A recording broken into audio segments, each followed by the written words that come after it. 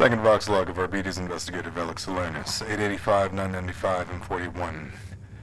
Last night, before turning in, I was able to make a request of Captain Norstrike, who, as I had correctly pegged, handled the armaments of Cell Griffin. As such, he possessed a spare auto-pistol suppressor, with which he had no qualms in parting. This morning started with a rogue trader commerce officer unceremoniously kicking in the door of the hab room. Whether he was trying to be endearing or just antagonistic, I'm not quite sure. Getting a pot of recaf going after he left, I got a good look at Maxime, or Bright Eyes as I might take to calling him, while he began to dress himself for the day. A scar is clearly visible on his cheek when it's not covered by his bulky plastique rebreather, but aside from a shock of pale copper hair, there wasn't much else revealed. Caffeinated and dressed, I joined the rest of our motley crew as they shuffled into the main workspace where Interrogator Marn and Maxime were already present. Griffin Prime was at her desk, silently meditating over a deck of the Emperor's Tarot. Glancing at his chrono, the preacher regarded the woman with patient anticipation, as if this was a common ritual of hers. He answered a few of our questions, but asked us to wait for more information regarding the day's tasking from his superior. Stirring from her reverie, Marn turned over a tarot card depicting some kind of jester, whatever the hell that's supposed to divine. She then began to fill us in on the location of our primary target, the minor peasant agitator hold Ometh, and his likely path through the hive dome throughout the day. We were to trail, surveil, and ideally capture the man for questioning, all the while keeping an eye out for the final member of Griffin's entourage, Draken. The interrogator also dispatched the cell's servo skull, remotely piloted by the naval officer, to both accompany and assess our team. Immediately before departing, Tekadip Garn offered to bless our weaponry in his quarters. I was the only one to join him, but when it comes to the smooth operation of one's firearms, I knew from experience that it pays to put in the extra effort needed for the supplication of the machine spirits within. Malfunctions kill. Several hours, and as many hab zones later, we arrived in the assigned locale to find the target building sitting along a high-traffic thoroughfare, named the storefront. The dingy structure revealed little externally as to its purpose, despite allegedly being a commercial enterprise. Our cell began to split up and probe the perimeter, several members navigating down the side and back alleys. Adep Garn, Astropath Greybast, and I posted ourselves out front, scanning the crowds with the special attention paid to spotting the approach of anyone matching Ometh's description. Thankfully, we had all had the foresight to acquire microbeads, and a constant flow of information was voxed amongst the group. This aided the collective situational awareness significantly. Our principal strolled into view on schedule, appearing as a rather haggard man in his mid-50s, girded in a dulled and well-worn militarum officer's tunic and trousers. With a limp, he sidled up to and unlocked the front door of his operation before disappearing inside. Tyor, Maxime, and Blackwater, after swindling a group of laborers in a game of dice, convened at the rear of the store, where they identified a locked door. Apparently, without much thought, the Nocturnian hammered the thing open, but thankfully attracted little attention save that of some destitute panhandlers who were squatting nearby. Garn went around back to join the rear infiltration team as Hilaire came to the front, his new friends emerging from the side alley and proceeding to hammer on the solid plasteel doors of the shop.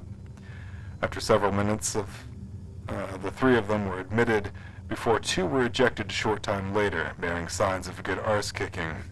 I moved to intercept this pair, cutting across the street as I buttoned up my trench coat over my carapace and mussed my hair. Offering the bruised fellows a low stick each, which they both accepted, I learned that they had all been on Ometh's payroll, though they knew him simply as K.O., as shelf stalkers and freight handlers. Their attempted rate renegotiation had gotten them sacked, pummeled, and the third of their number outright murdered. Collectively, the cell decided to move in. Hilaire and I inquired for work at the front door, with him providing his fake work ident, while I was able to talk myself around needing one, as the rear team moved into the back hallway and rooms.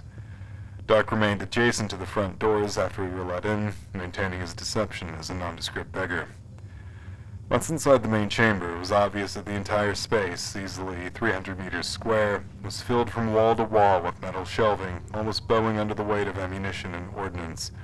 Magazines and boxes of solid ammunition by the thousands, las charge packs by the hundreds, and grenades by the dozens The whole operation comprised a considerable stockpile. 4 individuals were present in the room, aside from Ometh and ourselves, the former's armed muscle. Blackwater and I, after some initial instruction from the target himself, got to unloading some of the boxes of freight stenciled with markings of the Strakop's weapons foundry. After conferring with one of his people behind the small cogitator desk at the back of the room, our principal threw his coat back on and began making his way for the entrance. Once the entire cell was made aware of this via our earpieces, we sprang into action.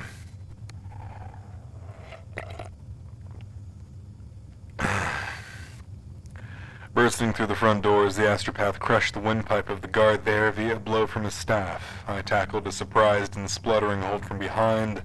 Garn emerged from the back rooms to toss the Corsair's radium carbine. Hilaire proved sufficiently menacing with his newly caught weapon to get a second guard to drop his own, and Tyor sprinted past the tech adept to plaster the man behind the cogitator across the wall with a charged blow from his thunderhammer. Several muffled shots could also be heard from the rear of the structure.